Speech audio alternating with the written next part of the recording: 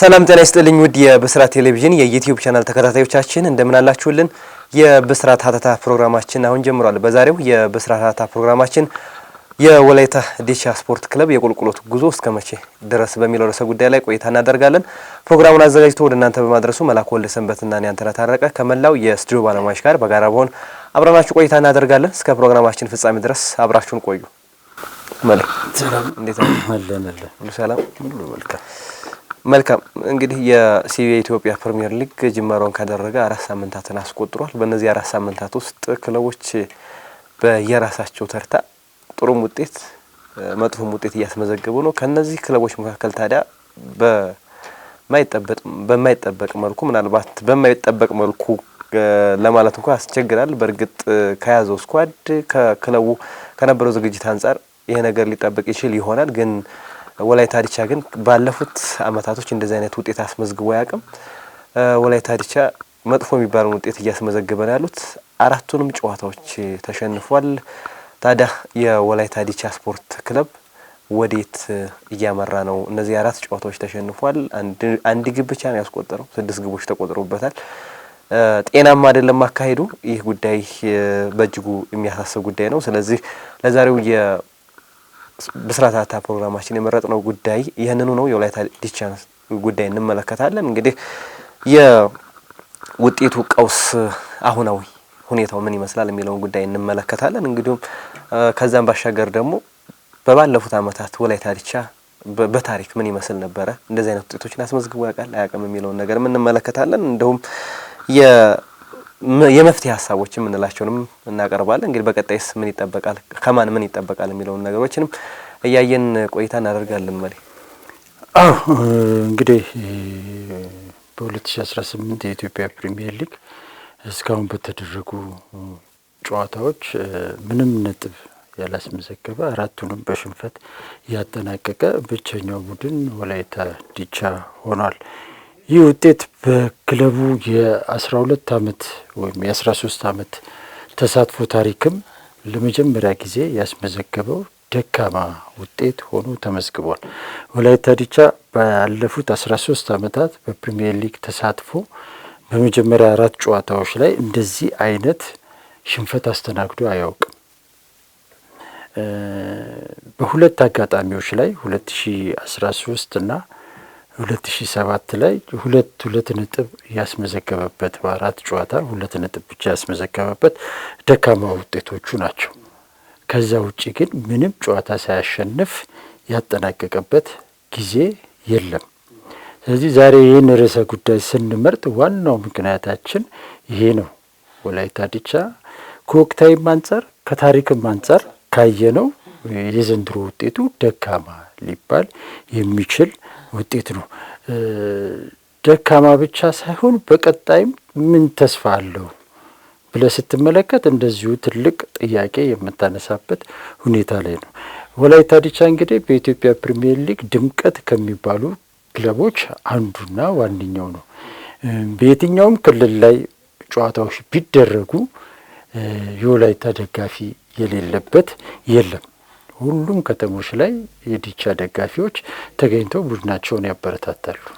ይህ ቡድን ዘንድሮ ላይ በዚህ ደረጃ እዚህ ሁኔታ ላይ ለምን ሊገኝ ይቻለ የሚለው የወቅቱ ትልቅ መነጋገሪያ ጉዳይ ነው። እኛም ለዛሬ ርዕሰ ጉዳያችን አድርገናል። እንግዲህ እዚህ ደረጃ ላይ ለምን ደረሰ፣ በቀጣይ ምን መደረግ አለበት የሚሉና ሌሎች ጉዳዮችን ተያያዥ ጉዳዮችን የምናነሳ ይሆናል ማለት ነው። መልካም እንግዲህ ቀደም ብለን እንዳነሳ ነው የ2018 የሲቢ ኢትዮጵያ ፕሪሚየር ሊግ ሲጀመር እንግዲህ 4 ሳምንታትን አስቆጥሯል። ከ4 ሳምንታቱ ወላይታ ዲቻ ቀደም ብለን እንደገለጽከው ምንም ጨዋታዎችን ያላሸነፈ ብቸኛው ክለብ ነው። የደረጃው ግርጌ ላይ ነው የሚገኘው። 4 ጨዋታዎችን አላሸነፈም። 1 ጎል ብቻ ነው ያስቆጠረው። 6 ጎል ተቆጥሮበታል። አዲስ አሰልጣኝ ነው ይዞ የመጣው። ብዙ የሚነሱ ነገሮች አሉ። ምናልባት የካምናው ቡድንና የአሁኑ ቡድን የተለየ ብዙ መልኮች አሉት። ከዛ አንፃር ብዙ የሚጠበቁ ነገሮች ነበሩ መጀመሪያም አካባቢ። ያም ሆኖ ይህ ግን አሁናዊ ሁኔታውን መጀመሪያ እንመልከተው። ወላይታ ዲቻን ከሜዳ ላይ ያለው እንቅስቃሴ ከሜዳ ውጭም ያለው እንቅስቃሴ አሁን ላይ ነባራዊ ሁኔታውን ቀዳሚ እናድርግ ማለት እንግዲህ ወላይታ ዲቻ በዘንድሮ የውድድር ዘመን ባደረጋቸው 4 ጨዋታዎች ላይ እንግዲህ 6 ጎል ሲቆጠርበት 1 ጎል ያስቆጠረ ቡድን ነው። ሁሉንም ጨዋታዎች በሽንፈት አጠናቋል። በኳስ ቁጥጥር ረገድ ከተመለከትከው ወላይታ ዲቻ እንግዲህ ካሁን በፊትም ባሉ ጨዋታዎች ላይ በኳስ ቁጥጥር ብዙ የሚታወቅ ቡድን አይደለም። በተወሰነ የኳስ ንክኪ ጎሎች ጋር እየደረሰ ጎሎችን የሚያስቆጥር እስከ መጨረሻው ድረስ በተጋድሎ የሚጫወት አስጨንቆ ጎሎች የሚያስቆጥር ቡድን ነው ወላይታ ዲቻ። ያለፉትን 5 ዓመታት የቲሙን አማካይ የኳስ ቁጥጥር ከተመለከትከው 48% የኳስ ቁጥጥር ያለው ነው። ዘንድሮ ላይ ካየኸው ይሄ ቁጥር በ2 ቀንሷል። ወላይታ ዲቻ ከጎል አንጻር ቀደም ሲል የገለጽኩልህ ነው። 1 ጎል ነው ያስቆጠረው። በእርግጥ ጎል ጋር በመድረስ ረገድ ከጨዋታ ጨዋታ መሻሻሎች አሉት። በተለይም በሁለቱ ጨዋታዎች ላይ ከ2 ዲጂት በላይ የጎል አጋጣሚዎችን የፈጠረበት፣ ነገር ግን አብዛኞቹ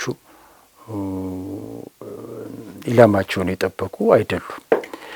ከሱ ይልቅ ተቃራኒ ቡድኖች ያነሰ የጎል መድረስ አጋጣሚዎችን ፈጥረው ነገር ግን ያገኙትን አጋጣሚ በመጠቀም ረገድ የተሻለ አፈጻጸም እንዳላቸው መረዳት መመልከት ችለናል። ወላይታ ዲቻ እንደ አጠቃላይ በ4ቱ ጨዋታዎች ላይ በማጥቃትም በመከላከልም ደካማው ወላይታ ዲቻ የተመለከትንበት ነበረ ብሎ መውሰድ ይቻላል። ጎል የማያስቆጥር ጎሎች በቀላሉ የሚያስተናግድ ቡድን ነው ወላይታ ዲቻ። ወላይታ ዲቻ ባለፉት ዓመታትም ከተመለከት ነው ጎሎች ማስቆጠር ቢቸገር እንኳ በቀላሉ ጎል ማታስቆጥርበት ቡድን ነው። ብዙ ጨዋታዎችን በአቻ ውጤት ይዞ የመውጣት አቅም የነበረው ቡድን ነው ወላይታ ዲቻ። ዘንድሮ ላይ ግን ይሄንን እየተመለከትን አይደለም። ይሄ ለምን ሆነ ካልከኝ ቡድኑ እንደ አዲስ አይደለም። አሰልጣኙ እንጂ አዲስ፣ ቡድኑ አዲስ አይደለም። በ4ቱ ጨዋታዎች ላይ የተሰለፉትን ተጫዋቾች ከተመለከት 9 ያህል ተጫዋቾች ከቡድኑ ጋር አብረው የነበሩ ተጫዋቾች ናቸው። በየስቴሽኑ ላይ ስትሄድ አብዛኛውን ቁጥር ይወስዳሉ። አጥቂ ላይ ያሉ 3ቱ አጥቂዎች ባለፈው የውድድር ዘመን በሜዳ ላይ የነበራቸው ቆይታ ከ1 እስከ 3 ውስጥ ያለ ናቸው። የቲሙ ከፍተኛ አፈጻጸም የነበራቸው 3ቱ አጥቂዎች ናቸው። እንግዲህ ያሬድ ዳርዛ፣ ካርሎስና መሳይ አምናም እነዚህ ናቸው ትልቁ ሰዓት የነበራቸው። እነ ዘላለም አባተ በጣም ውስን ሰዓት ነው የነበራቸው። እነዚህ አጥቂዎች ናቸው እንትን ላይ ነበሩ። ግብ ኋላ መስመር ላይ ስትመጣ 5ቱም ተጫዋቾች እንዲያውም ፍጹም ነው የሌለው እዚህ ውስጥ ከፍተኛ ሰዓት ያለው 2ኛው ሰዓት የፍጹም ነበር አምና ላይ።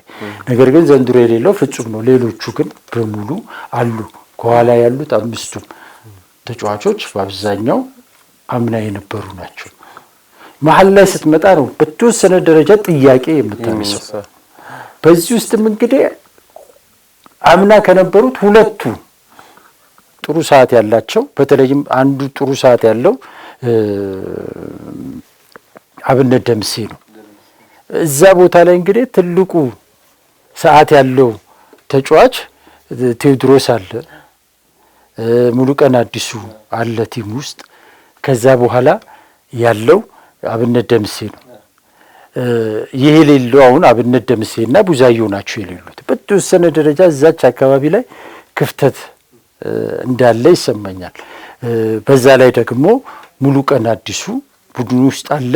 ነገር ግን ባለፉት 4 ጨዋታዎች ላይ በመጀመሪያው እንጂ በ3ቱ ጨዋታዎች ላይ አልነበረም። ከወባ ህመም ጋር ተያይዞ አሁን ላይ ድረስ በጉዳት ላይ ነው ያለው። አሁን የመጨረሻው ጨዋታ ላይ ቤንች ላይ የመቀመጥ ሁኔታ ነበረ። አሰልጣኙ ቀይሮ ሊያስገቡትም እንደነበረ እንደዚሁ የተመለከትንበት ሁኔታ ነበረና እዛ አካባቢ ላይ በተወሰነ ደረጃ ክፍተቶች ታያል። በተረፈ ግን ቡድኑ እንዳለ ነው ያለው። ያን ቡድን ደግሞ ተጠቅመውታል አሰልጣኝ። በሁሉም ጨዋታዎች ላይ አዲስ አቀራረብ፣ አዲስ እንትን ይዘው አልመጡም። አሰልጣኙ ያለውን ስብስብ ነው ይዘው እየተጠቀሙበት ያለው። ስለዚህ ይህን ስብስብ እንዳለ እየተጠቀሙበት ከሆነ ውጤቱ በዚህ ደረጃ መሆን ነበረበት ወይ የሚለው ጉዳይ አጠያቂ ነው። አሁን ትልቁ ጥያቄ ቁልፉ ጥያቄ ያለው እዚህ ጋር እነዚህኑ ተጫዋቾች አምና እነዚህ ልጆች እንግዲህ ቡድኑ 48 ነጥብ ሲያስመዘግብ ከቡድኑ ጋር የነበሩ አምና ብቻ ሳይሆን ባለፉት 2-3 ዓመታትም ቲሙ ውስጥ ያደጉ አብዛኞቹ ተጫዋቾች የቲሙ ወጣት ቡድን ውጤቶች ናቸው። ስለ ቲሙ ጠንቅቀው ያውቃሉ። ቲሙ ምን እንደሚፈልግ ይረዳሉ ምናምን አቅማቸውን ብቃታቸውንም በተግባር ያሳዩ ተጫዋቾች ናቸው እነዚህ ተጫዋቾች። ነገር ግን እነዚህን ተጫዋቾች ይዘ ውጤታማ ለምንድን ነው ያልሆንኩ? ቢያንስ ውጤቱን ማስቀጠል ባትችል እንኳን የተመዘገበ ውጤት በዚህ ደረጃ መሆን ነበረበት ወይ ብለህ ስትል እዛ ጋር ትልቁ ጥያቄ መመለስ ያለበት ነገር ያለ ወላይታ ዲቻ አዲስ ቡድን አሰልጣኙ አዲስ አስተሳሰብ ይዘው መጥተው ቢሆን የምጠብቃቸው ነገሮች ይኖራሉ። ያው ያም ቢሆን ብዙ ጥያቄ የምታነሳው ነገር ቢኖርም ነገር ግን እንደ አዲስ ወላይታ ዲቻ ላይ በዘንድሮ የውድድር ዘመን የተመለከትነው ምንም ነገር የለም። ከአምናው የተለየ ነገር የለም። ነገር ግን አሁንም እኔ እንደሚገባኝ ተጫዋቾቹ አምና በነበራቸው ፐርፎርማንስ ላይ ናቸው ወይ? የሚጫወት ፍላጎታቸውን ስታይ ሜዳ ላይ አምና የሚያደርጉትን የነበረ ነገር ስታይ ምናምን ነገር የምታነሳቸው ብዙ ጥያቄዎች አሉ። ዋናው ትልቁ ጥያቄም እሱ ነው። የወላይታ ዲቻ አንዱ ችግር ብዬ የምለው በዘንድሮ የውድድር ዘመን ላይ የተመለከትኩት ሁኔታ ይሄ ነው። አንዱ ከአሰልጣኙ ጋር ተያይዞ የምታነሳቸው ነገሮች ሊኖሩ ይችላሉ። አሰልጣኙ ምንድን ነው የጨመሩለት እዚህ ቡድን ላይ ምንድን ነው ያመጡለት ያለውን ነገር ለማስቀጠል ወይም ደግሞ ለማሻሻል ምንም የምታየው ነገር ብዙ የለም ቲሙ ላይ። ይሄ አንዱ ነው። ሁለተኛው ነገር አሰልጣኙ እና ክለቡ አብረው ለመስራት የተስማሙበት መንገድ ተመልክተ ከሆነ አሰልጣኝ ገብረ ክርስቶስ ቢራራ ወደ ወላይታ ዲቻ የመጡት መቼ ነው? በቃ ኦልሬዲ ቲሙ ዝግጅት ምናምን እኮ ጀምሯል አይደል? ያለሳቸው ምናምን መሰለኝ ሲጀምር የሚጀምረው እና እዛ ጋር ያገመቹ በዛ ሰዓት ወደ እዛ ስራ ውስጥም ነበሩ ዝውውር ሲጀመር ነበሩ። በኋላ በመሀል ላይ በዝውውር ሂደቶች ላይ ነው አለመግባባቶቹ ተፈጥሮ የመጡት። ስለዚህ ያ ትልቁ ፖይንት ይመስለኛል። በመሰረቱ አንድን ክለብ ጥሩ መሪ ያለው ክለብ በእንደዛ ሁኔታ አሰልጣኝ አይቀጥርም። አሰልጣኝ ያሬድ ገመቹ እዛ ክለብ ላይ ኮንትራታቸው እንደሚያልቅ ይታወቃል። ሊቀጥሉ ላይቀጥሉ እንደሚችሉ ትረዳለህ። ስለዚህ ይሄ ስራ መሰራት ያለበት መቼ ነው? ገና ውድድር ላይ ያለ ማናገር ነው። ውድድር ላይ ከ6 ወር በፊት ከአመት በፊት ምናምን ሊሆን ይችላል። በቃ በፕላን የሚመራ ቡድን በቃ ዘመኑ ይሄን ነው የሚፈልገው። ስለዚህ ያንን ነገር ክለቡ አመራር እዚህ ጋር ተጠያቂ ታደርገዋል። በየትኛውም ሁኔታ ይሁን አስተዳደራዊ ከፋይናንስ ጋር ከምን ጋር ምናምን ተያይዞ የሚነሱ ነገሮች ሊኖሩ ይችላሉ። ነገር ግን እነዛን ሁሉ ጨርሰ ጥሩ መሪ ማለት ቀድሞ የሚያቅድ ነው። ስለዚህ ወላይታ ዲቻ ግን የውድድር ዘመኑ ተጠናቆ ከአሰልጣኙ ጋር ያለውን ነገር አልጨረሰም።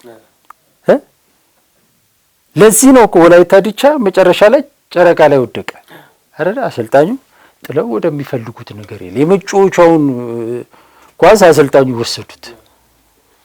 ያን ክፍተት የፈጠረው ማን ነው? ክለቡ ነው። ክለቡ ነው በትክክል ቡድኑን የምትፈልግ ከሆነ በቃ መደራደር ያለብህ ውድድር ካለቀ በኋላ ሳይሆን ውድድር ከማለቁ በፊት ነው።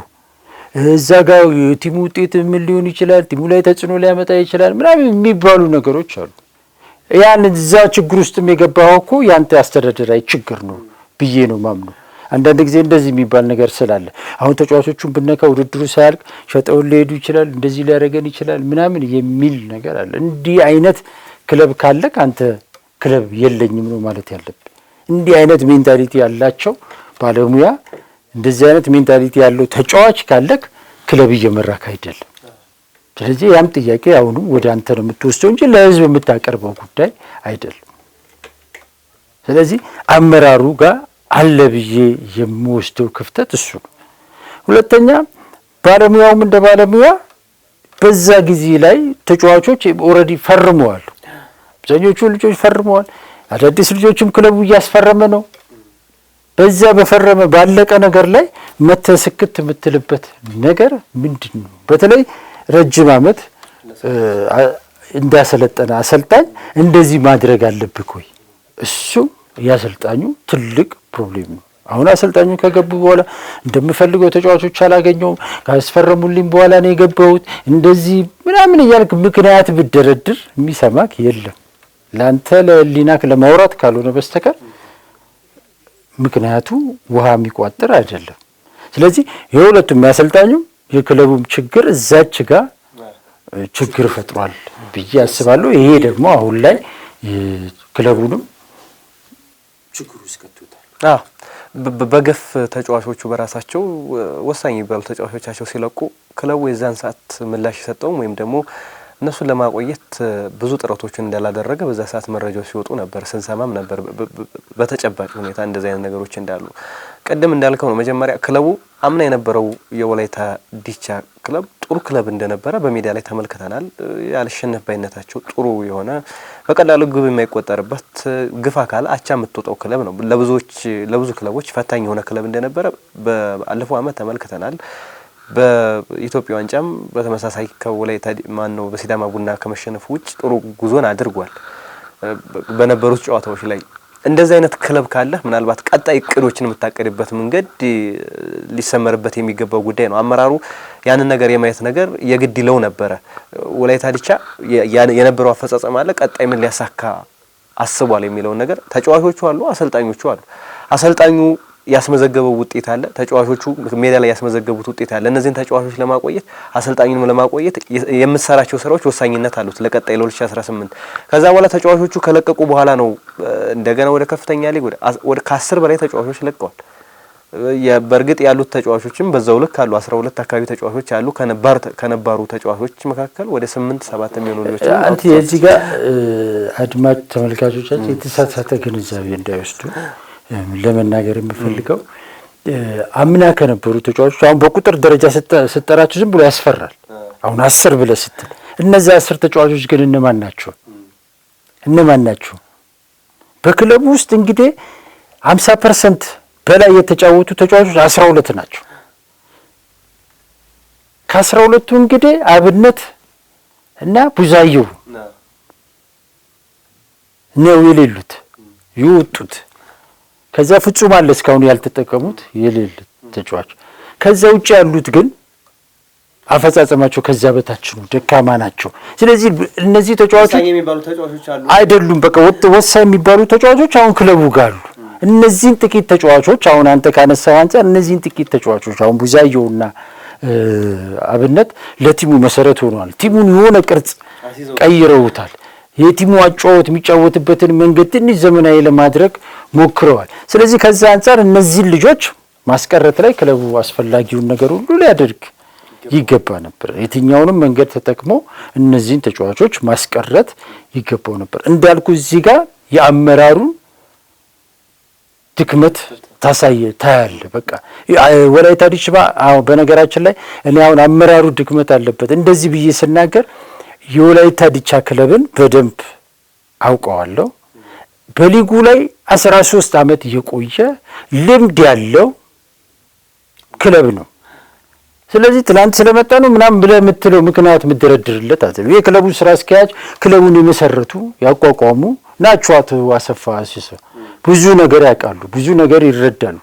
ከሳቸው ማን ጠብቀው ነገር ነው ቲሙ ላይ የተፈጠረ ያለው። ብዙ ችግሮች ሊኖሩ ይችላሉ። አሁንም ችግሮች ሁሌ ምክንያት እናቅርብ ካለ ምክንያቶች ሊበዙ ይችላል።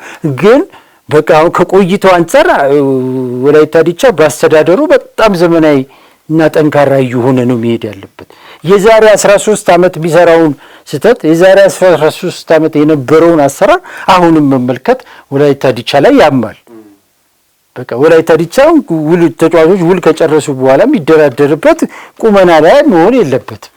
ከትናንት ዛሬ መማር አለበት። በየጊዜው እያዘመነ የሚሄድ ጉዳይ ሊኖረው ይገባል። ያንን አላየንም። ለዚህ ነው አመራሩ ጋር ክፍተት አለ ብለን የምንለው። ሌሎቹም ደጋፊውም ማንም ቢሆን ክለባቸው መጀመሪያ ጠንካራ ቡድን እንዲመሰረት በደንብ መገንባት ያለበት ጽሕፈት ቤቱ ነው፣ አመራሩ ነው። በዛ ቁመና ላይ ያለው ወይ ቁመናው ያላማረ አመራር ጥሩ ቡድን ሊኖረው አይችልም። ጥሩ ቡድን መጀመሪያ መሰራት ያለበት ያ ነው። አሁንም ለወላይታ ዲቻ ትልቁ ችግር ብዬ የምለው ጽሕፈት ቤቱ አመራሩ በሚመጥነው ደረጃ ላይ አይደለም የሚል ነገር ነው ያለኝ። ሁል ጊዜ በአንድ ቦይ የመፍሰስ ነገር አለ። አቶ አሰፋ ወሲሶ ነው ሁሉ ነገር ላይ ብዙ ነገር ላይ የሚገባው። ይሄ መቆም አለበት። በቃ እየዘመነ መምጣት መቻል አለበት። ትላንት አሰፋ ወሲሶ ሲመሰረት ትጥቅ ያዥም ጉዳይ አስፈጻሚም ስራ አስኪያጅም ፕሬዚዳንትም ምንም ሆኖ ቲሙን እዚህ አድርሷል። ለሰራው ነገር ምስጋና ይገባዋል አቶ አሰፋ። በቃ ምንም ብዙ ማቃቸው ነገሮች ስላሉ ብዙ የሰራቸው ነገሮች አሉ። አሁን ላይ ግን በዛ መንገድ መሄድ አለበት ወይ ብለህ ካልከኝ የለበትም። አሁን ጽሕፈት ቤቱ እንደ ጽሕፈት ቤት የተደራጀ ነው ወይ የተጠናከረ ነው ወይ ብለህ ስትል እዛ ጋር የምትጠይቀው ብዙ ጥያቄዎች አሉ። ስለዚህ ክለቡ የሚመጥነው ደረጃ ላይ አልደረሰም። ከዚህ አንጻር የምታነሳቸው በርካታ ጉዳዮች አሉ። አመራሩ በየጊዜው የመቀያየር ነገር፣ የፋይናንስ ጉዳዩ በየጊዜው የመቀያየር ነገር ወጥ ያልሆነ ድሮ ወላይታ ዲቻ አነስተኛ በጀት በአነስተኛ እንትን የሚሄድ ቡድን ነበር። የሆነ ጊዜ ላይ ደግሞ ትላልቅ ተጫዋቾች የውጭ ተጫዋቾች ሁሉ ገዝቶ የሚጫወት ክለብ ሆነ። አሁን ደግሞ መልሶ ፋይናንስ ይዞኛል እያለ እስከ መቼ ነው እንደዚህ የሚሄደው? ምንድን ነው አሁን የክለቡ ራዕይ በግልጽ መቀመጥ አለበት። የት ለመድረስ ነው የሚፈልጉ? መቼ ነው የሚደርሰው? እዛ እንዴት ነው የሚደርሰው የሚለው ነገር ምንም የሌለ 13 ዓመት ሙሉ ወላይታ ዲቻን ብታየው አማካይ ነጥቡ ብትመለከት 38 ነጥብ ነው። የ12 ዓመቱ ያለፉት ደረጃው 8ኛ ነው። ደረጃ መዳቢ ነው ወላይታ ዲቻ። በቃ በኢትዮጵያ ፕሪሚየር ሊግ ላይ ደረጃ መዳቢ ከሚባሉ ክለቦች አንዱ ወላይታ ዲቻ ነው። እስከ መቼ ነው ደረጃ መዳቢ ሆኖ ክለቡ የሚቀጥለው? መቼ ነው ሻምፒዮና የሚሆነው? ወላይታ ዲቻ በ12 ዓመት ታሪኩ 5ኛ ደረጃ ነው። ትልቁ ውጤቱ በሁለት አጋጣሚዎች መሳይ ተፈሪ ይዞት የመጀመሪያው ዓመት ላይ ወላይታ ዲቻ እኮ 5ኛ ነው የወጣው 2006 የመጀመሪያ ተሳትፎ። ከዛ በኋላ 2014 ላይ ነው እንደገና 5ኛ አሰልጣኝ ጸጋዬ ኪዳነ ማርያም ይዞት የደረሱ። ከዛ በላይ ሄዶ አያውቅም ወላይታ ዲቻ። እንግዲህ አስበው የመጀመሪያው ዓመት ላይ 2006 5ኛ የወጣ ቡድን እንግዲህ ከ12 ዓመት በኋላ 6ኛና ከዛ በታች የምትወጣበት ምክንያት ምንድን ነው? መቼ ነው ክለቡ እያደገ የሚሄደው? ተጫዋቾችን አጠቃቀም ላይም ጥያቄ የምታነሳባቸው ነገሮች አሉ። ወላይታ ዲቻን ከዚህ በፊት የምናውቀው ብዙ ተጫዋቾችን ሲያሳድግ ብዙ ተጫዋቾችን ሲጠቀም እንመለከታለን። ግን እነዛን ተጫዋቾች ለወላይታ ዲቻ እንዲጠቅሙ ከማድረግ አንጻር ብዙ ክፍተቶች እንዳሉበት ስንመለከት ነበር። ከወላይታ ዲቻ የታችኛው አሰራራቸው ጥሩ የሚባል ነው። ይሄ ከቢ ቡድን ተጫዋቾችን የሚያሳድጉበት መንገድ ለሌሎች ክለቦችም አብነት የሚሆን ነገር አላቸው። በጣም የሚበረታታ አንደኛ ከሚባሉ ከክለቦች ካሉት ከ20 ክለቦች ቀዳሚው ክለብ ወላይታ ዲቻ ነው። ከ10 በላይ ፕሮጀክቶች አሉት። በጣም ትልቁን ነገር እዛ ላይ ገለውታል፣ ተሰርቷል። በቃ እዛ ላይ ያለውን ነገር እግር ኳሱን ወደፊት እነሱ የሚፈልጉትን ነገር ለማድረግ እዛ ላይ ቢያንስ 75%ን እዛ ጋር ጨርሰው ነበር። ግን ከዛ በኋላ ተጫዋቾች ካደጉ በኋላ ከክለቡ ካሳደጓቸው በኋላ የሚሰጧቸው ኮንትራት 1 ዓመት ነው ወይም ደግሞ ግፋ ካለ 2 ዓመት። ከ2 ዓመት በኋላ እነዛ ወሳኝ የሚባሉ ተጫዋቾች ሌላ ክለብ ሄደው ዋንጫ ሲያመጡ ትመለከታለህ። ስለዚህ ወላይታ ዲቻ የወደፊት ያለውን ራዕይ ዋንጫ የሚያነሳበት ወይም ደግሞ የ5 ዓመት የ6 ዓመት እቅድ ላይ ክፍተት እንዳለ ትመለከታለህ። ከታች ያሳደጋቸውን ክለቦች በደንብ ከመጠቀም አንጻር ወይም ደግሞ ለክለቡ ትርፋማ ከማድረግ አንጻር ብዙ ጉድለቶች ስንመለከት ነበር። ኢትዮጵያ ቡና ለአቡበከርና 15 ዓመት ሰጥቶ የተጠቀሙን ነገር እናውቃለን። ቢያንስ ወላይታ ዲቻ ግን ሀገሪቱ ላይ ካሉ ተጫዋቾች መካከል ከወላይታ ዲቻ ፕሮጀክት የወጡ ተጫዋቾች ቢያንስ 2 ታገኛለህ ወይም 1 ልናገኝ እንችላለን በየክለቦች ብንፈልግ። አሁን ላይ ስለዚህ ግን ከነዛ ተጫዋቾች አንድም የተጠቀመው ነገር የለም ወላይታ ዲቻ። ይህን ነገር ከመጠቀም አንፃር አሁን በፋይናንስ ህጉ ብዙ ምክንያቶች ይደረጋል። የፋይናንስ ህጉ ስላለ ነው ብዙ ፐርፎርም ማድረግ ያልቻል ነው የሚሉ ነገሮች ሲያነሱ ነበር አቶ አሰፋ። ግን የእንደዚህ አይነት ጥያቄ የሌለበት ክለብ ነው ብዬ ነው የማስበው እኔ። ምክንያቱም ሪሶርሱ አላቸው። ሪሶርስን ከመጠቀም አንፃር እነሱ ብዙ ጥያቄ የሚያነሱ በባለፈውም በጀታቸው የወላይታ ዲቻ ሊግ ካምፓኒው ሲያስጠላ የወላይታ ዲቻ ነው ዝቅተኛ በጀት የነበረው። መነሻ ያደረገው የወላይታ ዲቻን ዝቅተኛ በጀት ነው፣ ከፍተኛው ሌሎች ክለብ ነው። ስለዚህ ወላይታ ዲቻ ብዙ በጀት የምታነሳበት አይደለም፣ ሪሶርስ የሚጠቀም ክለብ ነው። ግን ሪሶርሱን ተጠቅሞ ውጤታማ ከመሆን አንፃር ግን ክፍተቶች በደንብ እየታዩበት ነው። ያም ነገር አሁን ላለው አሁን ውጤቱ ተጽዕኖ ያደረገበት ይመስለኛል። አዎ ወላይታ ዲቻ እንግዲህ ከመሰረቱ ጀምሮ በቅርብ ከምከታተላቸው ወይም ከማውቃቸው ክለቦች አንዱ ነው ብያለሁ። ወላይታ ዲቻ አይነት በወጣት ልማት ላይ የሚሰራ ክለብ የለም። እድሜ አቶ ካልተሳሳትኩ ይቅርታ፣ አቶ አልታየ የሚባሉ የወላይታ ልማት ማህበር ፕሬዚዳንት የነበሩ ሰው ነበሩ ከዚህ በፊት። አሁን የት ላይ እንዳሉ አላውቅም።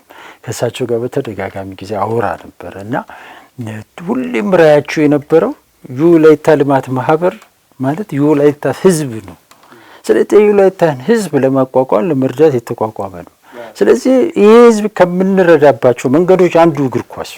ስለዚህ ልጆቹ ቤቱ ድረስ ደጁ ድረስ ሄደን እግር ኳስ ማቋቋም አለብን። ከራሱ በሰበሰብነው ገንዘብ ከውጭ እያመጣን ተጫዋቾች አንቀጥርም ብለው ነው ፕሮጀክቱን የጀመሩት።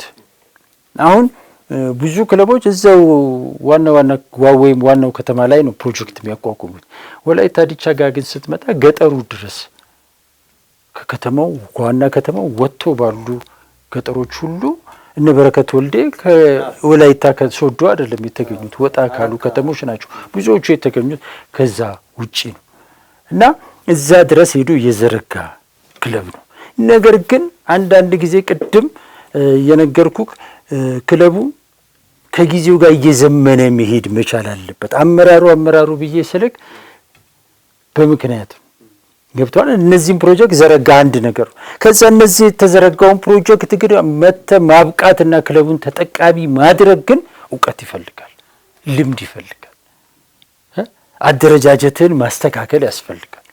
ስለዚህ ወላይታ ዲቻ ይኸው ከወንድማማች ቤተሰቦቹ ጀምሮ ያሉትን ተጫዋቾች አስባቸው፣ ሌሎቹን ብዙዎቹን አስብ፣ ብዙ ተጫዋቾችን አፍርቷል። ግን ባወጣቸው ተጫዋቾች ግን ያልተጠቀመ ክለብ ነው።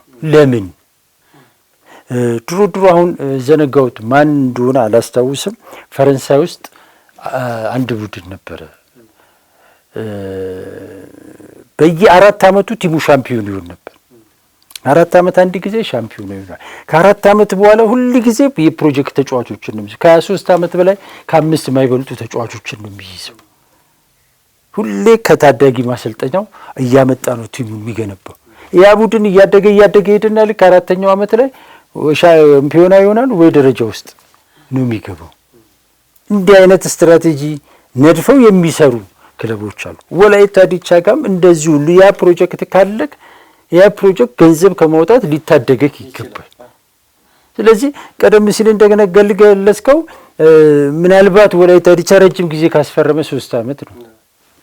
ግን ወላይታ ዲቻ ከስር ጀምሮ እንደሱ እኮ ያመጣ የለም። ስለዚህ እነዚህ ልጆች 5 ዓመትም 7 ዓመትም ምንም አድርገ ደሞዛቸው በየጊዜው እያደገ የሚሄድበትን ስርዓት ፈጥረ ክለቡን ተጠቃሚ ማድረግ ይቻላል።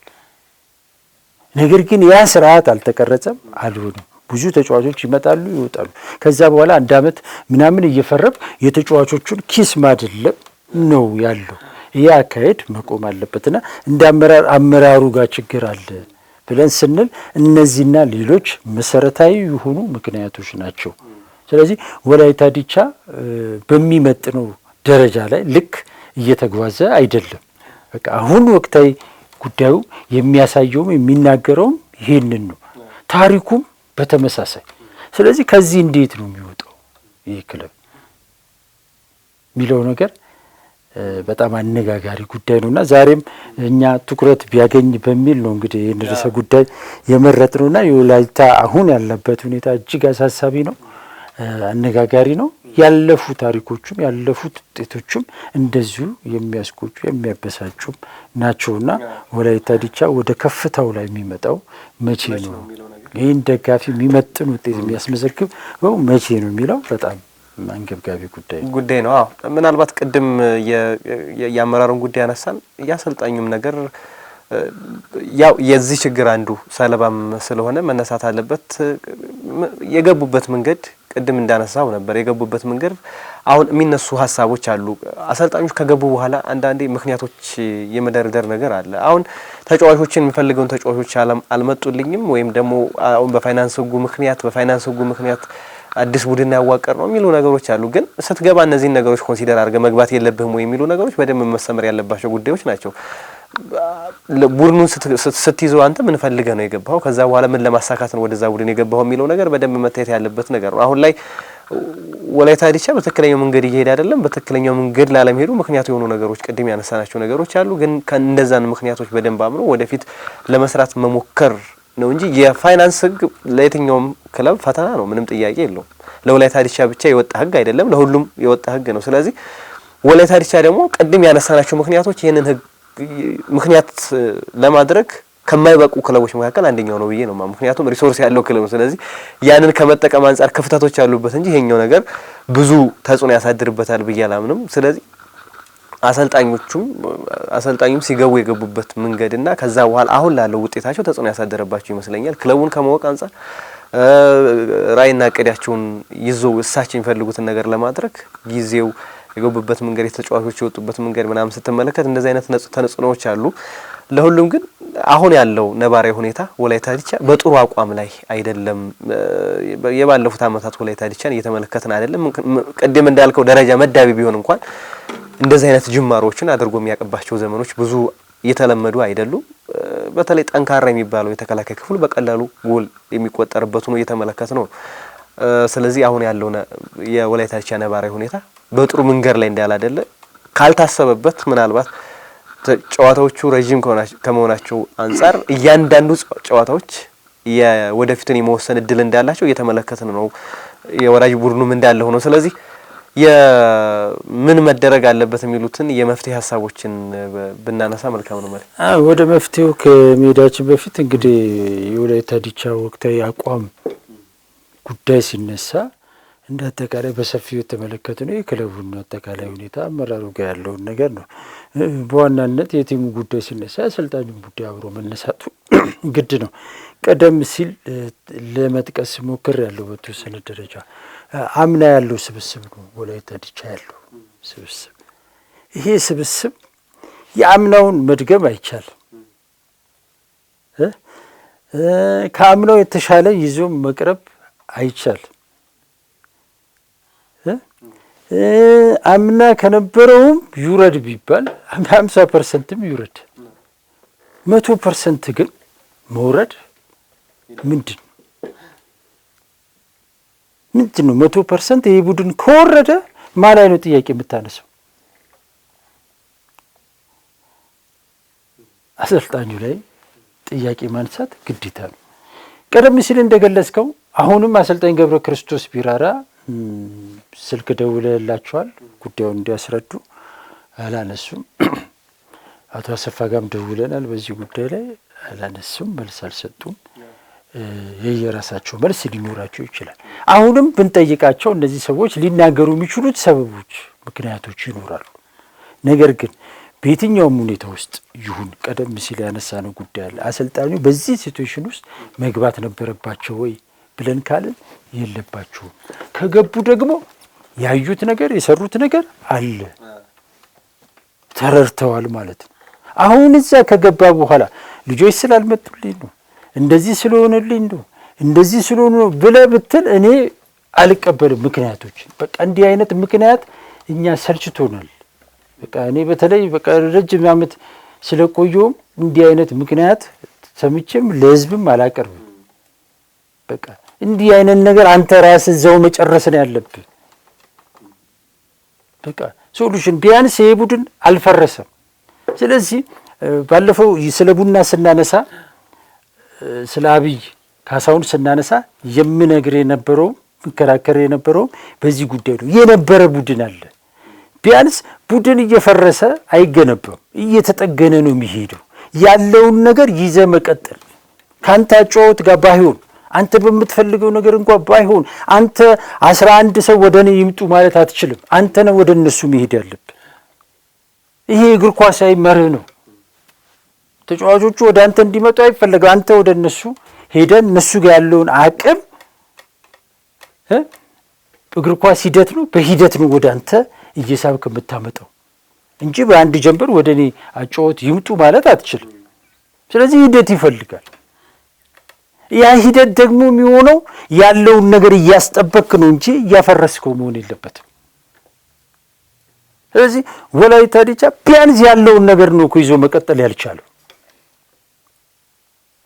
ስለዚህ አሰልጣኙ ያለውን ነገር ተረድተው ይዞ መሄድ አልቻሉም ማለት ነው። እዛ ጋር ጥያቄ ምልክታል። ተጫዋቾቹ የሉም፣ ታመዋል ምናምን እንዳትል አብዛኞቹ ተሰልፈዋል። የአጥቂዎቹ ሁሉንም ደቂቃ ተጫውተዋል፣ እንደዚሁ ሌሎቹ። ስለዚህ ምንድን ነው የተፈጠረው? ተጫዋቾቹ ተጎርቶ ቢሆን አዎ ተጎርቶ ነው ስላልተሟሉ ነው ምናምን ብለህ የምታነሳው ነገር አለ። ግን ሙሉ ስኳዱን እየተጠቀምክ ማሰለፍ ብቻ እኮ አይደለም። እሺ አሰልፈ የምታስወጣው እንኳ የለም። አብዛኞቹ እኮ 80-90% ተጫውተዋል። 100% የተጫወቱ እኮ ወደ ግማሽ የሚሆኑ ተጫዋቾች አሉ ቲም ውስጥ። ስለዚህ ይሄ በሆነበት ሁኔታ ቲሙ ለምንድን ነው የወረደው የሚለውን ነገር መጠየቅ አለ። በቃ እዛ ጋር ነው ጥያቄ። አሁን እንደ ቲም እንደ ግለሰብ የምታነሳው ችግር የለም። እንደ ተጫዋቾቹ ላይ ብለህ የምታሳብበው ነገር ያለ። ስለዚህ ቲሙ እየተከተለበት ያለው ስትራቴጂ ታክቲክ ምንድን ነው?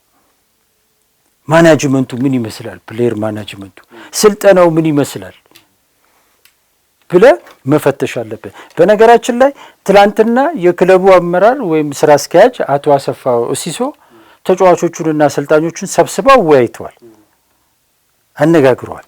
ከዛ በኋላ ደግሞ አቶ አሰፋ ሲሶ ወጥተው ደግሞ ተጫዋቾቹና አሰልጣኞቹ ቁጭ ብለው ተወያይተዋል።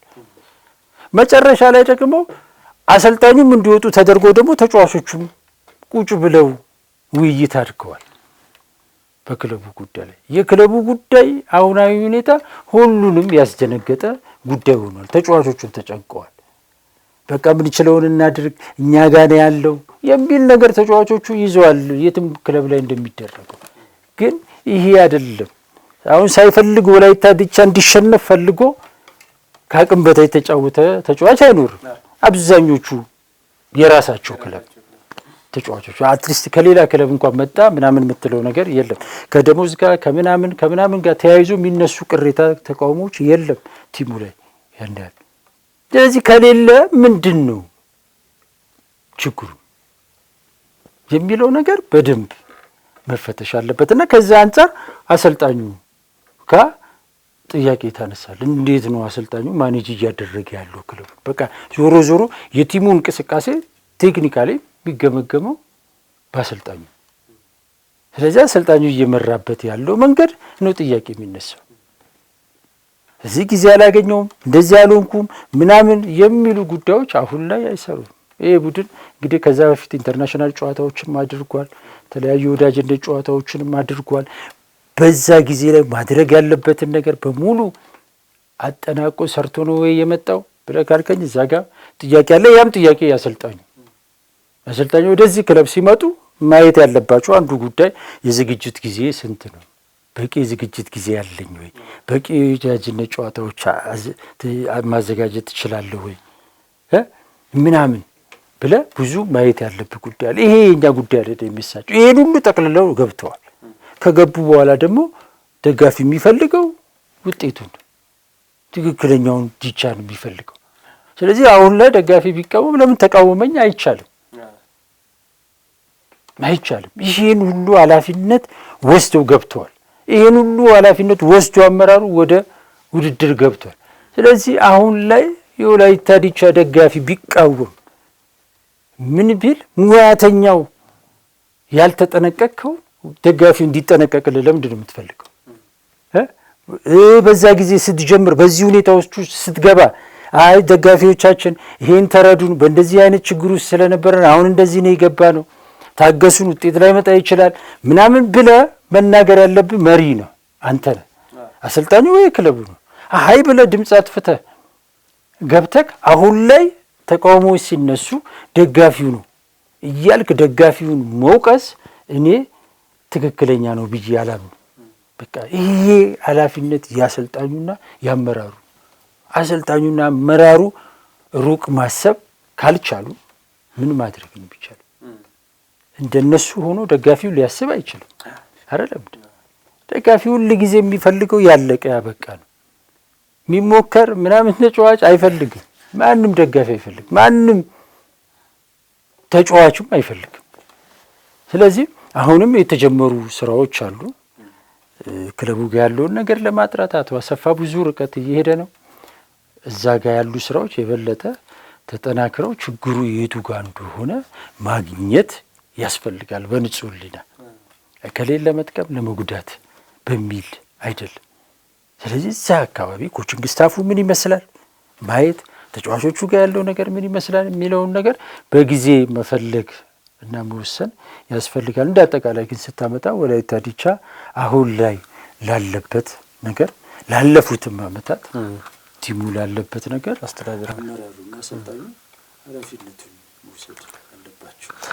ምንም ጥያቄ የለውም። አንድ ክለብ ዝቅ ሲል ከፍም ሲል ቀዳሚ ከፊት የሚመጣው አሰልጣኝ ነው። ለስኬቱም አሰልጣኝ ነው፣ ለውድቀቱም ደግሞ አሰልጣኝ ነው። ስለዚህ አሰልጣኝ ኃላፊነት የመውሰድ ምንም የሚያጠያይቅ ጉዳይ ነው። ለችግሮቹ መፍትሄ መስጠት፣ ክለቡ ከገባበት የውጤት ቀውስ ውስጥ እንዴት አድርጎ ሊያወጣው ይችላል የሚሉትን ነገር የመፍትሄ ሀሳብ ማምጣት ያስፈልጋል እንጂ አሰልጣኙ ላለመውቀስ ወይም ደግሞ አሰልጣኙን ከዛ ኃላፊነት ላለማውጣት የሚቻልበት መንገድ አይኖርም። ምንም ጥያቄ የለውም። ከዛ ስኬትም ውድቀትም ሲመጣ አሰልጣኝ ተጫዋች እያልን ነው የምናነሳው። ከዛ በኋላ አስተዳደራዊ ችግሮች እንዳልነው የሚነሱ ችግሮች አሉ። አስተዳደራዊ ችግሮችም ልታወጣ ትችላለህ። ግን በዋናነት አሰልጣኝና ተጫዋች ለአንድ እግር ኳስ ክለብ ወሳኝ ሚናን ተዋናዮቹ እነሱ ስለሆኑ እነሱን ልታነሳ ትችላለህ።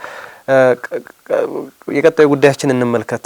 የመፍትሄ ሀሳቦችና እንዲሁ በቀጣይ ከማን ምን ይጠበቃል የሚለው በእርግጥ ያነሳናቸው ሀሳቦች አሉ። ግን ከማን ምን ይጠበቃል፣ ቀጣይስ ምን አይነት ተስፋ አለው ዲቻ የሚለውን ነገር የማጠቃላይ ሀሳብ እናድርገው ማለት ነው። ኦኬ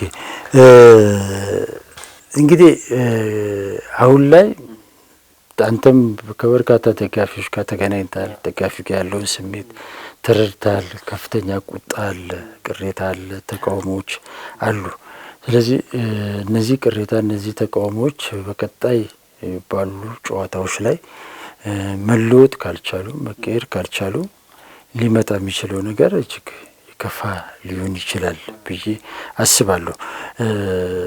አሰልጣኝ ገብረ ክርስቶስ ቢራራ አሁን ላይ ውጤቱ እየተመዘገበ ያለበት መንገድ እሳቸውንም ትንሽ ያስተነገጠ ይመስለኛልና በቀጣይ ጨዋታዎች ላይ የተለያዩ የመፍትሄ እርምጃዎችን ይወስዳሉ ብዬ አስባለሁ።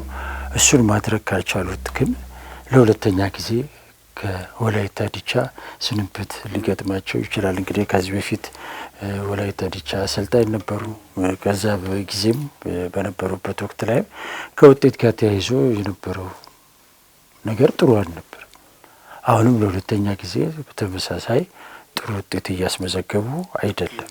ስለዚህ ያ ነገር ይገጥማቸዋል። ወላይታ ዲቻ ውስጥ በነገራችን ላይ በመጀመሪያ ዓመት ተሳትፎ ማለት የመጀመሪያ የሊጉ ጨዋታዎች ላይ እንዳልኩ ደካማ ውጤት የተመዘገቡት 2 ነጥብና 3 ነጥብ ነው። 3 ጊዜ ያህል እንደዚህ አይነት ደካማ ውጤቶች ተመዝግበዋል። ከዛ ባለፈ ግን ወላይታ ዲቻ በጣም ቶፕ ነው ብለን የምትልበትም ጊዜ አይደለም። በነገራችን ላይ ትልቁ ውጤት እንግዲህ በዚህ 5 ዓመቱን እንኳን ዝም ብለን ብናይ በ5 ጨዋታ 12 ነጥብ ማምጣት የቻለው አሰልጣኝ ጸጋዬ ኪዳነ ማርያም ነው። ወይም በ4 ጨዋታ 9 ነጥብ ማምጣት የቻለው አሰልጣኝ ጸጋዬ ኪዳነ ማርያም ነው። በአምና ላይ ይመስለኛል ያሬድ ወደ 9 ነጥብ ያመጣበት ነገር አለ። የመጀመሪያ ጨዋታው በቃ ከፍተኛው ይሄ ነው እንጂ ከ7 ነጥብ ከ6 ነጥብና ከ5 ነጥብ የዘለለ ውጤት አይመዘገብም እና ደጋፊው ማየት ያለበት ነገር ይሄንንም ግንዛቤ ውስጥ ማስገባት አለበት። አጀማመሩ ቀስ እያለ እየጀመረ የሚነሳ ዲቻ ነው ያለው ታሪኩ የሚያሳየው እንጂ በአንድ ጊዜ አጀማመሩ ላይ ብዙ ጊዜ ያማረ ነገር አይታይም። በእርግጥ እንደዚህ የወረደ ደግሞ አይደለም። ግን በዛ ውስጥም ቢሆን ዲቻ ተስፋ ያለው ቡድን እንደሆነ ሜዳ ላይ ትመለከት ነበረ። ያለፉት አመታት ላይ ይጠበቅ ነበረ ዲቻ። መሳይ ተፈሪ እንደነገርኩ 2006 አምስተኛውን ጨርሶ በአመቱ የመጀመሪያ 5 ጨዋታዎች ምናምን ላይ 2 ነጥብ ነው ያመጣው መሳይ ራሱ። ከዛ 2014 ላይ አሁንም ጥሩ ነጥብ አመጣ። ምን ነው ጸጋዬ እንደዚሁ 2014 ላይ አምስተኛ አውጥቶ በአመቱ 2 ነጥብ ነው ያመጣው። እንደዚህ አይነት ሁኔታዎች በእግር ኳስ ውስጥ ያጋጥማሉ። ነገር ግን በዛ ውስጥ ግን ማየት ያለብህ ነገር አንዳንድ ውጤቶች በተለያዩ ምክንያት ላይ መጣ ይችላል። ግን ቲሙ ላይ የሚታይ ተስፋ ምን አለ? ይሄ ቲም ነገር ይነሳሉ ብለህ የምታያቸው ነገሮች ቲሙ ላይ መኖር አለበት። አሁን ወላይታ ዲቻ ላይ በጣም የከፋው ነገር ይሄ ነው። ስለዚህ ቲሙ ጋር የሚታይ ነገር የለም በአብዛኛው። ስለዚህ ከዛ አንጻር አሰልጣኝ ገብረ ክርስቶስ ቢራራ በቀጣይ 2 እና 3 ጨዋታዎች ላይ ምናልባት ውጤት ካላመጡ የስንብት ነገር ሊገጥማቸው የሚችልበት ሁኔታ ሊፈጠር ይችላል። ወላይታ ዲቻም ከዛ በኋላ የበለጠ አጣብቅኝ ውስጥ የሚገባበት ሁኔታ እንደሚፈጠር መናገር ይቻላል። 2015 ላይ 2012 ላይ እንደዚህ አይነት ነገር በጣም ገጥሞት ነበር። የውድድሩ መቋረጥ ጠቀመው እንጂ ዲቻ እንደዚሁ አሰልጣኝ ገብረ ክርስቶስ የነበሩበት ጊዜ ነው። ከዛ በኋላ ደለለኝ አሰልጣኝ ደለለኝ ምናምን ይዞት እንደዚሁ 17 ጨዋታ ተደረገና ውድድሩ ተቋረጠ እንጂ እዛ ወቅት ላይ የነበረው ውጤት በጣም የከፋና አደጋ ነበረውና አሁንም እንደዛ አይነት ነገር የሚታዩ ነገሮች አሉ። በጊዜ እርምጃ መውሰድ ከአሰልጣኙም ከክለቡ አመራርም ይጠበቃል። የክለቡ አመራር አሁን ላይ እንግዲህ ከወቅታዊ አቋም አንጻር ክለቡን ወደ ነበረበት መመለስ፣ በቀጣይ ደግሞ ወላይታ ዲቻ ደጋፊ ብዙሃኑ ደጋፊ የሚፈልገውን የሊግ ዋንጫ ማምጣት የሚችል ቡድን እንዴት እንገነባለን? ወላይታ ዲቻ ባለፉት 12 ዓመታት የት ጋር ነው ያለው? የት ነው መድረስ ያለበት? እንዴት ነው መድረስ ያለበት ሚለው ነገር በደንብ ቆም ተብሎ አብሮ መሰራት መቻል አለበት። ወላይታ ዲቻ አመራር አቶ አሰፋው ሲሶ ቦርዱ በዚህ ጉዳይ ላይ ቁጭ ብለው ትልቅ የቤት ስራ ሊሰሩ ይገባል። ወላይታ ዲቻ ደጋፊና ክለቡ የተመጣጠነ አይደለም አሁን ላይ። ስለዚህ ያንን ማመጣጠን እና ወደ ውጤት መቀየር ከቦርዱ ይፈልጋል። ቁልፉ ያለው ቦርዱ ጋር ነው። ቦርዱ ብዙ ነገሮችን መስራት ይችላል። በዋናነት ዘመናዊ አደረጃጀት ያስፈልገዋል ጽህፈት ቤቱ። አሁን ዝም ብሎ በባህላዊ መንገድ የመመራት ነገር ይታየኛል። የሆኑ ግለሰቦች አሁን ውጤቱን ተከትሎ የምትሰማው እኮ ስለ ግለሰቦች ነው አይደል? ቅሬታዎች፣ ተቃውሞዎች ታርጌት የሚያደርጉት ግለሰቦች ላይ ነው። ስለዚህ ግለሰብ ላይ ታርጌት የሚደረግ ከሆነ ደግሞ ያ ክለብ ራሱን በደንብ መፈተሽ አለበት። ለምን ግለሰብ ይነሳል? ስለዚህ ችግር አለ ማለት ነው ክለቡ። ስለዚህ ይሄንን ተረድቶ ጠንካራውን ብዙዎች የሚደግፉትን የሚወዱትን ወላይታ ዲቻ ተፈጥሮ ማየት እንፈልጋለን። በተለይ ይሄ ተተኪዎችን ከማፍራት አኳያ ወላይታ ዲቻ ጥሩ ጅምሮች ስላሉ እነዛን ጅምሮች የበለጠ አጠናክሮ መቀጠል መቻል አለበት። አሁን የፋይናንስ እኮ ወደ ታች ሆኖ እንደ አዲስ ሲስተካከል ወላይታ ዲቻ ተጠቃሚ ይሆናል የሚል የብዙዎች እምነት ነበር። ግን ወላይታ ዲቻ ምንም ተጠቃሚ ያልሆነም አሁን ላይ አናይም። እንግዲህ በፊት በገንዘብ ስለሚበልጡ ነው ምናምን እያለ እና ሰው አሰፋም ያወሩ ነበር፣ ይናገሩ ነበር። ለሌሎቹ በኢኮኖሚ ነው የሚበልጡን ምናምን። አሁን ግን ያው ተመሳሳይ እኩል ሲሆን ግን ደግሞ ወላይታ ዲቻ ጎልቶ መውጣት ነበረበት። ያ አልሆነም። ስለዚህ ያንን መመለስ ያስፈልጋልና ይህን መልካም አጋጣሚ ወላይታ ዲቻ በአግባቡ ተጠቅሟል ብዬ አላስብም።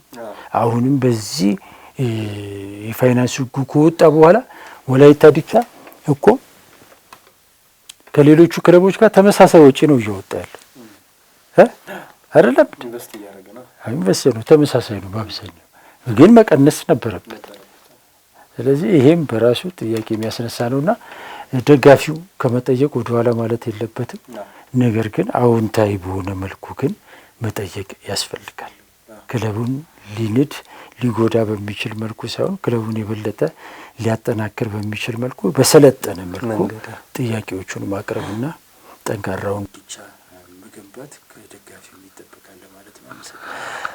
መልካም እንግዲህ ወላይታ ዲቻ ስር ነቀል ለውጥ ያስፈልገዋል። ከትናንት ዛሬ ያለውን ነገር ማስተካከል አለበት። በውጤትም በአጠቃላይ በአስተዳደራዊ ሁኔቶችም እነዛን ነገሮች ማስተካከል ያለበት ነገሮች አሉ፣ የተጀመሩ ነገሮች አሉ። ያን የተጀመሩ ነገሮች የበለጠ በማጎልበት ወላይታ ዲቻ በሚፈልገው በተለይ ደግሞ ሀብትን ከመጠቀም አንጻር ቅድም ያነሳናቸው አሉ አካዳሚዎች ብዙ የተከፈቱ አሉ። እነዛን አካዳሚዎች ተጫዋቾችም ያፈራሉ። እነዛን ተጫዋቾች እንዴት አድርገን እንጠቀም የሚለውን ነገር በደንብ ማስታወስ፣ እንዲሁም ደግሞ ወላይታ ዲቻ ቅድም እንዳነሳ የትኛውም አካባቢ ላይ የወላይታ ዲቻ በተለይ የአካባቢ ተወላጆች የትኛውም አካባቢ ቦታ ስለሚኖሩ ለእግር ኳስ ፍቅር የተሰጡ ናቸው። ይሄን የእግር ኳስ ፍቅር የተሰጠ ደጋፊን ደግሞ እንዴት አድርገው ወደ ሀብት ቀይራለሁ የሚለውን ነገርም በደንብ ማሰብ አለበት ወላይታ ዲቻ። ይሄን ነገር ሲጠቀሙ በደንብ እየተመለከትን አይደለም። ስለዚህ እንደዚህ አይነት አባካኝነት እንዳይኖሩ በደንብ ተሰናስሎ መስራት ያስፈልጋል። ደጋፊውም ቅድም ያልከው ነገር በደንብ ወሳኝ ነገር ነው። ደጋፊ መጠየቅ አለበት። የክለቡን ሁኔታ በንቃት መከታተል አለበት። በእርግጥ ሐዋሳ ነው ያለው አሁንም። ስለዚህ እያንዳንዱ ነገሮች የመከታተል ነገሮች ለነሱ ቅርብ ነው የሚሆኑት። አካባቢውም ለዛ ቅርብ ስለሆነ በደንብ ወላይታ ቀጥሎ ሁለተኛው የወላይታ ዲቻ በርካታ ደጋፊ ያለበት ሐዋሳ ነው። ሁለተኛ ቤታችን ነው። ስለዚህ ያለውን ነገር በንቃት አሁን ለሚመጣው ውጤት ለማስተካከልም ትልቅ ጉልበት ነው ለተጫዋቾቹ። አንድ ዘይ ጫናው ሲመጡ ወጣት አዳዲስ ተጫዋቾች አሉ። እነዛን ነገሮች ለማበረታታት የደጋፊው ሚና ከፍ ያለ ነው። ስለዚህ ደጋፊው ያንን መከተል አለበት። አመራሩም የበለጠ አሳይመንቱን ወስዶ ከትናንት ዛሬን አስተካክሎ ጠንካራውን ዲቻ ሊፈጠር ይገባዋል።